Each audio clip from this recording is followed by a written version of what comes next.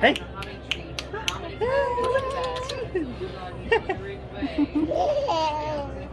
Stay tuned for Airgun Detectives.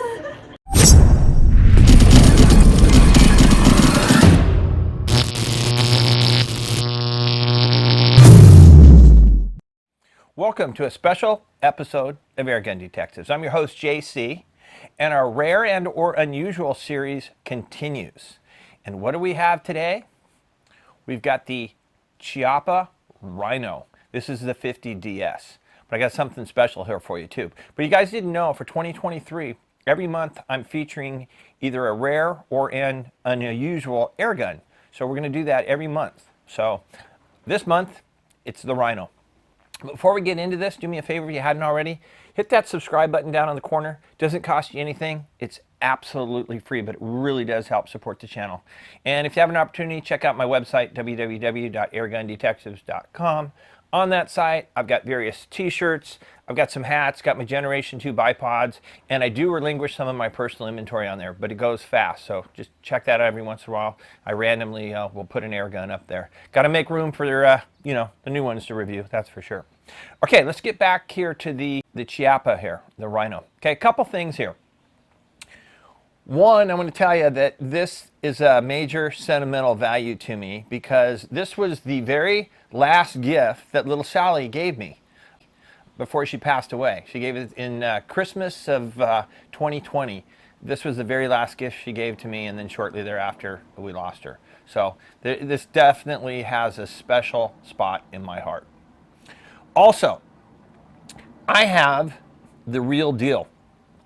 In fact, my, nephew, second cousin, whatever you want to call him, Taryn, I love him like a son. I really do. But he knew that I really wanted one of these Chiappa pistols, the 357, and he located one for me. It was months and months and months, and I'm surprised he remembered it. It might even been a couple of years down the road. But anyway, he located one for me. He even put a deposit on it, and I was fortunate enough to purchase it. Now, the main thing is on these, which one is the authentic one, which one is the replica? Because I have to tell you, this is probably one of the best replicas that I have ever witnessed as far as air guns go. So just to take the suspense out, the 60 DS, that's the authentic one because it has the 6-inch barrel. And the 50 DS, now keep in mind, this is a limited edition. This is their Chiappa Rhino limited edition 50 DS, and the 5 means a 5-inch barrel. So 6-inch barrel, 5-inch barrel. But these are pretty incredible pistols. They really are.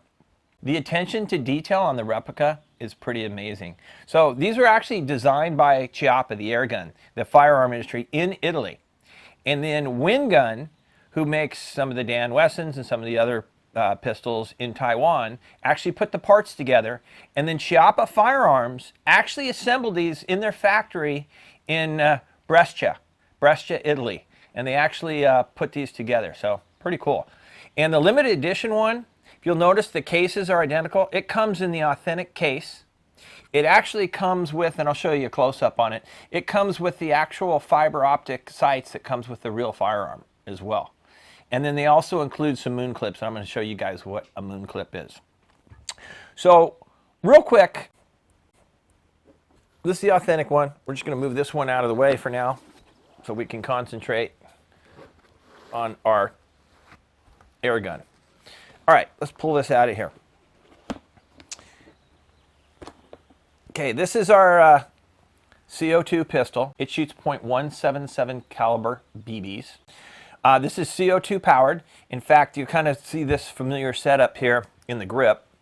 If you pop the grip off here, CO2 goes in here, and it's got a built-in wrench to tighten up the piercing bolt for the CO2. Pretty cool. So it's all compact there. As I was talking about, this has the fiber optic sights. If you can see that, you got green in the back, red in the front. This is the only model that actually has the fiber optic sights. But this thing is really authentic. It also has the Picatinny rail on the bottom. So if you want to put a little laser or something like that. By the way, do you guys know what the physics is behind this? If you've noticed Chiappa pistols, and that's what they're really known for, is the Chiappa pistol. If you notice, the barrel is actually lined up with the bottom cylinder. So when this fires, it actually fires from the bottom cylinder, as opposed to a traditional revolver, it fires from the top cylinder. Okay, the physics behind that, and I can tell you it works because I have the Authentic and I've shot some really hot 357 rounds in it, as well as some 38s. But here's the difference. When you're firing a 357 in a traditional pistol, you get muzzle lift on it. You get muzzle lift, and that's just from the recoil and the fire of this. The idea of this, the whole physics behind this, is bring the cylinder down. So now what happens is when you fire it, it comes more straight back, and I can contest to it, it does. In fact, when I shoot those hot 357 rounds, you feel it right here in your hand because it just goes straight back. So you get very, very limited muzzle lift with the Authentic one. So that's the whole idea of why the barrel is on the bottom and it fires from the bottom cylinder. So there's the physics behind that. And again, you're going to see that cartoon of Einstein kind of as a mascot for the Rhino pistol. Anyway, this gun itself weighs about 2.5 pounds. It's all metal, it really is. It's got a 5-inch barrel. It's 9.5 inches overall. And they claim with the .177 caliber BBs, it will shoot about 328 feet per second. Now keep in mind, the limited edition, it came with the black cylinder, and then it also came with the markings here on the side. You can see it. It talks about it's a limited edition, and it says 1 of 500. But I'm going to address that in the conclusion, so make sure you stick around for the conclusion because I got a lot to talk about with this. So I was talking about the moon clips. The moon clips are pretty neat. I'm going to show you here. So open this up. And the moon clip is the clip that actually holds these rounds in here. So you can drop them in and out as one. So it makes it real easy as loading it. But these are actually the authentic clips. And let me show you real quick. Because if we pull the firearm out here, I've got some snap caps. These are designed for dry firing. They're not real rounds at all. But these are identical if you watch this. So the clips, this is how authentic this is. I mean, these things actually, let's just see that. Look at that, slides right in the gun, right in the gun. And those are replicas of real rounds. And these are BB shells, but their BB shells are specific because they have the little groove in the bottom, just like a real firearm shell, that allows these clips to work, these moon clips. It's really convenient. You get some more shells, you line these up, you have them loaded, and to change them out, I mean, there's just nothing to it. I mean, that's quicker than a speed loader. I did find one source that still has them. I'm going to leave you guys a link for that. But they retail over 200 bucks. They're like 230 to 250 bucks. And we'll talk about this more at the end, but let's go out and test it. Let's go show you the performance, and then we'll come back and talk about it. So stay tuned for the next segment. All right, let's test out our Chiappa Rhino here for some velocity. We're going to shoot 5 shots over the Crony. We're going to shoot some 5.1 grain zinc BBs initially. We'll average that out. Then I'm going to come back and shoot some pellets through it just so you guys can see how well the pellets do. So today's not overly warm, not overly cool. It's probably in the mid to low 60s. So it's not ideal CO2 weather, but it's not bad either. I prefer mid 70s, mid 80s, somewhere in between that range for optimal CO2. So let's just see how well we do. All right, 5 shots. Let's see, shot number 1. 474. Shot number 2. 463. Shot number 3.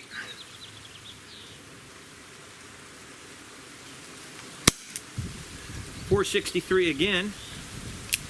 Shot number 4.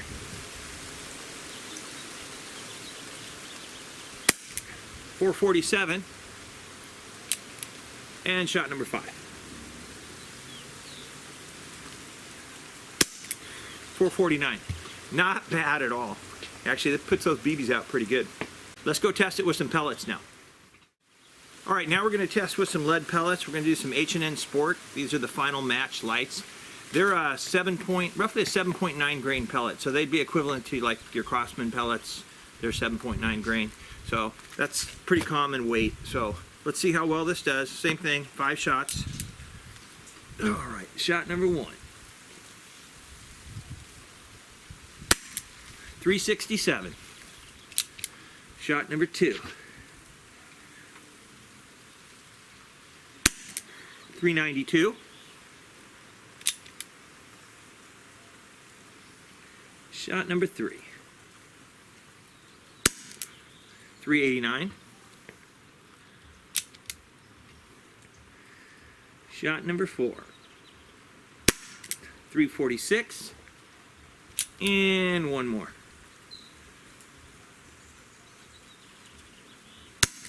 373. There you go. There's your average with your lead pellets, and that's roughly a 7.9 grain. And keep in mind, that's 10 shots in a row, because I just swapped this out and fired them, so CO2 cooled off a little bit.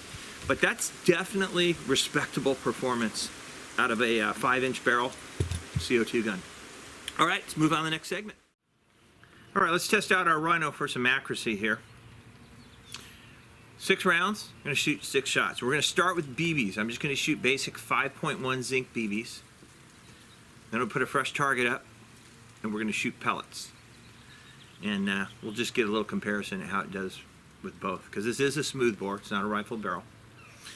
So anyway, we're going to go ahead and shoot at our 8-inch splatter burst targets. We're going to aim dead center. Don't worry about if it doesn't hit perfectly there. We're going for grouping, because this has adjustable sights. I can always adjust it. But depending on the distance we shoot, might shoot a little different point of impact. So anyway, I'm going to aim dead center, 5 shots. We're our usual 10 yards, 10 meters, whatever you want to call, 32 feet roughly. Go ahead and take a quick look. All right, I'm going to shoot this double action just because it seems to have a little bit lighter trigger pull. So let's just see how well we do.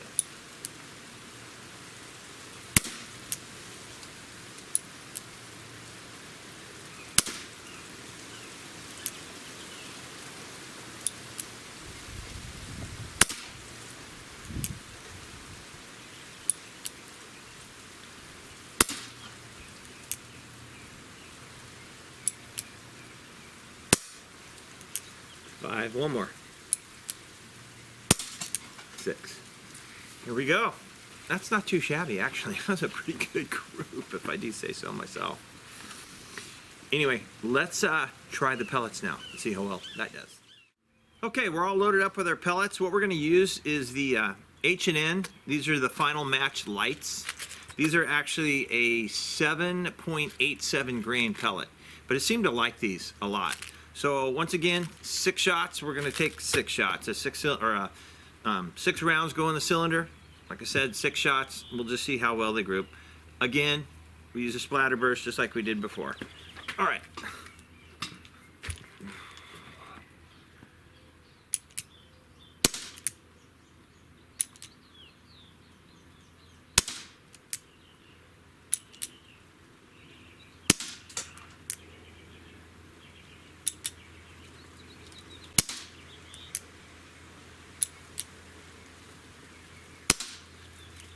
And one more.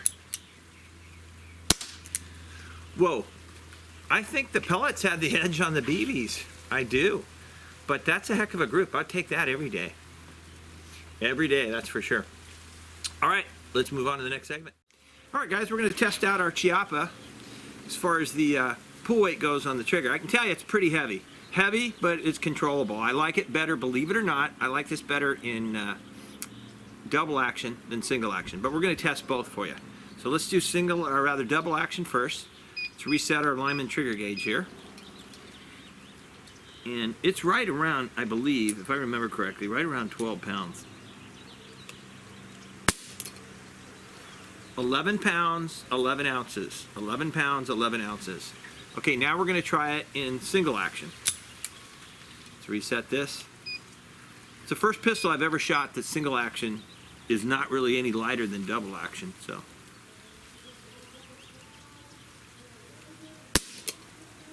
11 pounds, 14 ounces. See, it was even a little bit heavier. But I've never seen that in a pistol where the single action is slightly heavier than the double action. Hey, but it is what it is. All right, let's move on to the next segment. All right, let's do a little plinking here with our Rhino. Just for fun, I decided to use some match green pellets. They're like a little over 5 grain pellet. This is not overly pellet picky. They shoot a little harder, which I thought would be good. So I put a little pressure on myself. We're going to have 6 targets, 6 rounds. We're the same distance. Go ahead and check that out real quick. Again, I was saying 6 targets, 6 rounds. Let's just see how well we do. All right.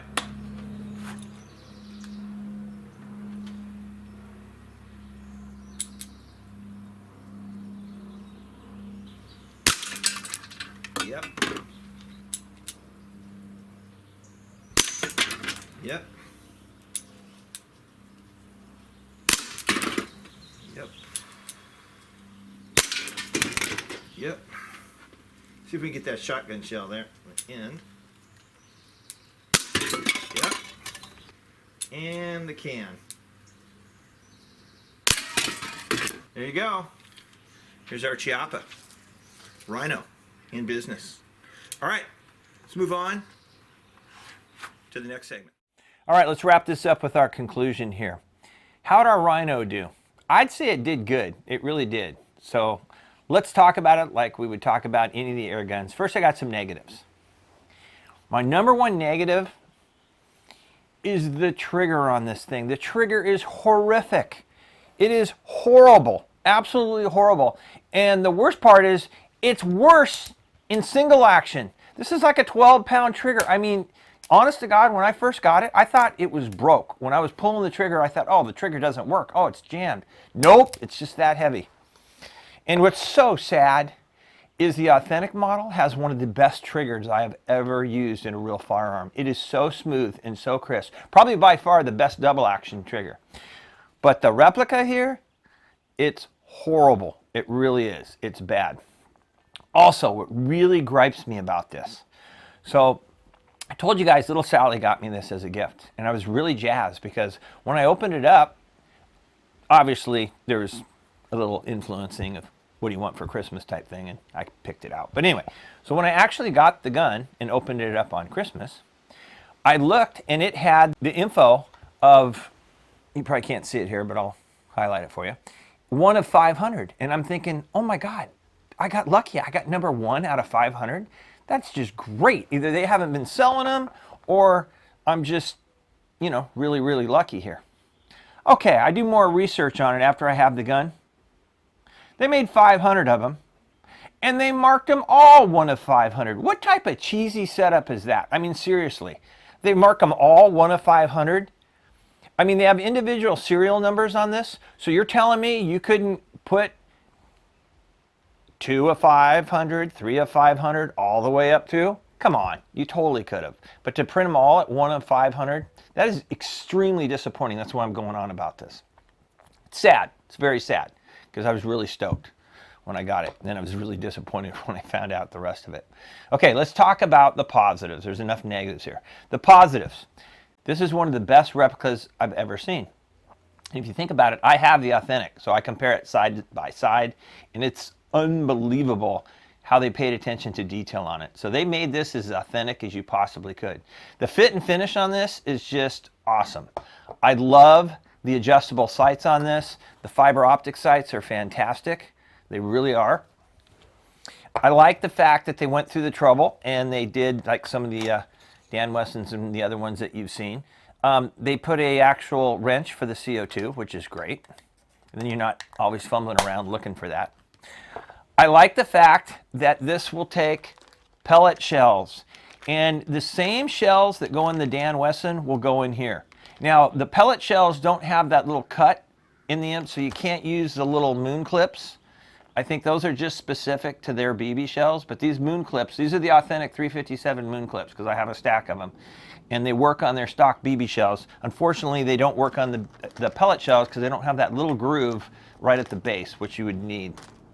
We got good accuracy, so that was a positive. We got good accuracy out of both the BBs and the pellets. I mean, look at those targets once again. Those were terrific. They really were. Also, Velocity. It smoked what the manufacturer said they were going to do. I mean, we were way over 100 feet per second hotter than what the manufacturer described. And I was not shooting on an overly hot day. It was just an average day, that was for sure. So we're getting good velocity out of this one. I mean, what were we, the BBs? Like in the mid 400s, 460, something like that average. And then the pellets were in the high 300s. And that was with not a light pellet. That was a 7.9 grain pellet. So you got good velocity, we got good accuracy, we got extreme authenticity as far as the replica goes. But on the other hand, you got the lousy trigger and then the nerve of them to put 1 of 500 on every one of these. Now I have to tell you that there is a special spot in my heart for this, because little Sally did give this to me, and every time I pick this pistol up I think of her, so which is great. I think of her all the time anyway, but this really, it's very special. So how would I rate this one? Honestly, everything factored in, 4 stars. 4 stars. It's getting 4 stars because that trigger, I can't get past it.